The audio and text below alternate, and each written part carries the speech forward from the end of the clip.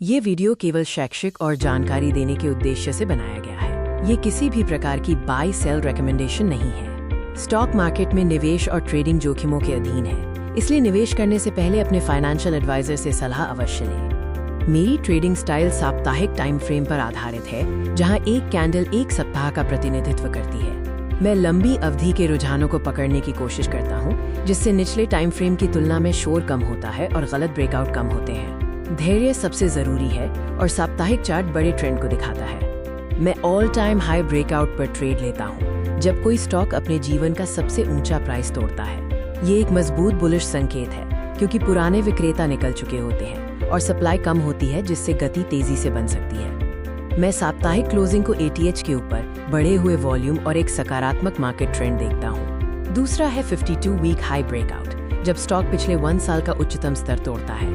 ये institutional buying का संकेत हो सकता है और मजबूत स्टॉक अक्सर नए हाई बनाते रहते हैं। ध्यान देने योग्य बातें: ब्रेकआउट कैंडल मजबूत हो, फेक ब्रेकआउट से बचें और वीक मार्केट में ट्रेड ना करें। तीसरा है रेंज ब्रेकआउट, जहां स्टॉक लंबे समय तक एक रेंज में घूम रहा हो और अचानक अपर रेंज के ऊपर क्लोज दे।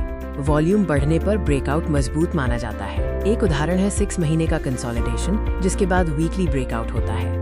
एंट्री लेने का मेरा साधारण तरीका है वीकली कैंडल क्लोज का इंतजार करना। ब्रेकआउट कंफर्म होने के बाद ही एंट्री लेता हूं और कभी कभी रीटेस्ट पर भी खरीदता हूं। ये महत्वपूर्ण है कि जल्दी एंट्री लेने से फेक ब्रेकआउट में फंसने का खतरा होता है। स्टॉप लॉस ब्रेकआउट कैंडल के लो या रीसेंट स्विंग लो पर लगाता हूँ। मैं हमेशा पहले ही रिस्क तय कर लेता हूँ। मेरा नियम है कि एक ट्रेड में कैपिटल का एक छोटा हिस्सा ही रिस्क करें। यहाँ बजाज ऑटो लिमिटेड का उदाहरण है। आप देख सकते हैं कि साप्ताहिक क्लोज कैंडल के बाद खरीदारी कैसे की जाती है। स्टॉप लॉस निर्धारित है और मजबूत वॉल्यूम दिखाई दे रहा है। ये BSE लिमिटेड का एक चार्ट है, जो एक रेंज ब्रेकआउट दिखा रहा है। स्टॉक एक कंसोलिडेशन के बाद ऊपर की ओर बढ़ रहा है। सोलर इंडस्ट्रीज इंडिया लिमिटेड का चार्ट रेंज ब्रेकआउट का एक और उदाहरण प्रस्तुत करता है, जहां स्टॉक ने एक निश्चित स्तर को पार किया है। हिताची एनर्जी इंडिया लिमिटेड का चार्ट विभिन्न ब्रेकआउट स्तरों को दर्शाता है, जो एक मजबूत अपट्रेंड का संकेत देते हैं। मैं फंडामेंटल चेक क्यों करता हूँ? स्क्रीन पर मैं सेल्स ग्रोथ देखता हूँ, कंपनी की सेल्स लगातार बढ़ रही हो। साथ ही प्रॉफिट ग्रोथ भी देखता हूँ, जो स्टेबल या इंक्रीजिंग होनी चाहिए। मैं डेट भी देखता हूँ, कम डेट बेहतर माना जाता है। हाई डेट वाली कंपनियों से सावधान रहें।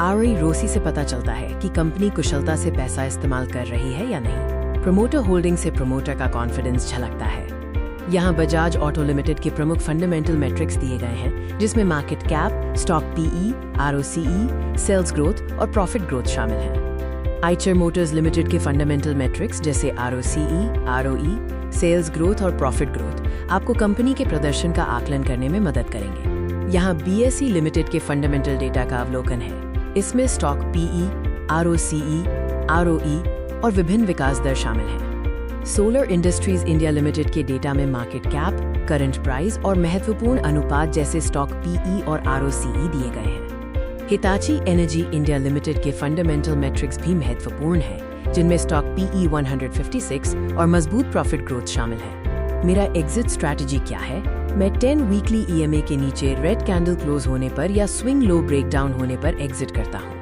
हिताची एनर्जी के चार्ट में आप देख सकते हैं कि 10 EMA के नीचे क्लोज होने पर एग्जिट करना एक अच्छा निर्णय हो सकता था।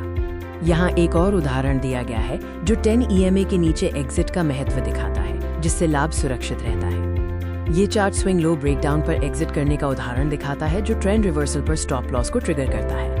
ये चार्ट 10 EMA के नीचे क्लोज होने पर एग्जिट के एक और उदाहरण को दिखाता है। ये रणनीति ट्रेलिंग स्टॉप लॉस के रूप में काम करती है। मैं कौन सी गलतियां अवॉइड करता हूँ? मैं न्यूज़ देखकर तुरंत बाय नहीं करता। पेनी स्टॉक्स और वीक फंडामेंटल्स वाले ब्रेकआउट से दूर रहता हूँ। मैं लो वॉल्यूम स्टॉक्स और ओवर ट्रेडिंग भी अवॉइड करता हूँ। साप्ताहिक चार्ट ट्रेडिंग के फायदे: कम स्ट्रेस, कम स्क्रीन टाइम, बड़े ट्रेंड्स पकड़ने का मौका, कम नॉइज और ज्यादा क्लियर निर्णय। साप्ताहिक चार्ट ट्रेडिंग के नुकसान: स्टॉप लॉस थोड़ा बड़ा हो सकता है, धैर्य चाहिए, कम ट्रेड्स मिलते हैं और फास्ट प्रॉफिट नहीं मिलता।